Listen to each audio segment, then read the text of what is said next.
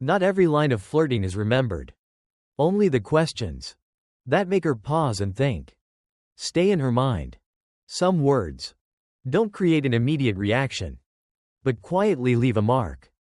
Watch this until the end, and you'll understand where real attraction comes from.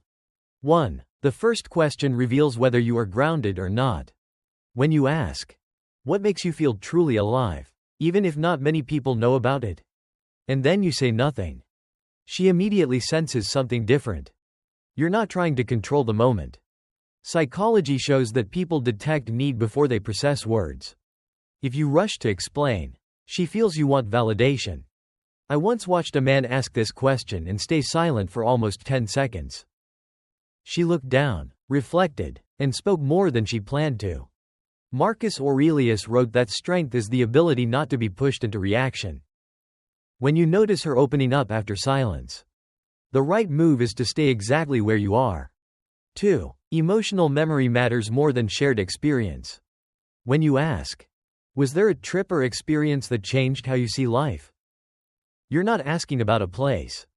You're inviting her back into a moment of transformation. The brain stores emotional memory far more deeply than facts.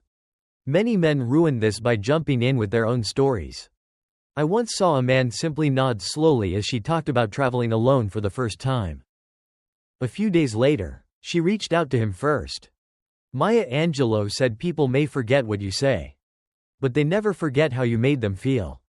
When emotion surfaces, don't compete with it. 3. A question about dreams tests emotional safety.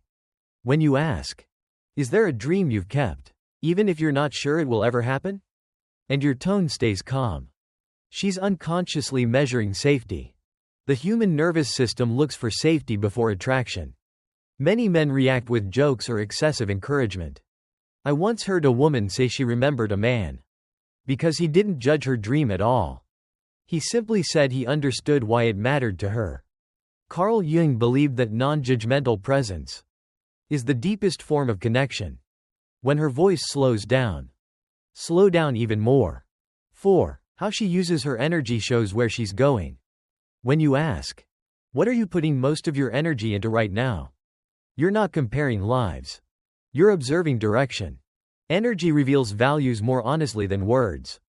I've seen men immediately respond by listing their achievements. The atmosphere shifted instantly. Another man listened without inserting himself. Warren Buffett once said the wise don't need to prove themselves in every conversation. When she opens her world, you don't need to bring yours in. 5. Silence after a hard question invites truth. When you ask, "When you face difficult choices, do you usually follow logic or emotion?" and you don't add anything, the space begins to work. Many men fear silence and rush to fill it. I once watched a man ask this question, then look down at his glass. She revealed something she had never said out loud before. Socrates believed wisdom begins when we're willing to sit with uncertainty. When she takes longer to answer, don't rescue her from the pause. 6. Her definition of success reveals her core. When you ask, "What does a successful life mean to you?" you're stepping into her deepest values.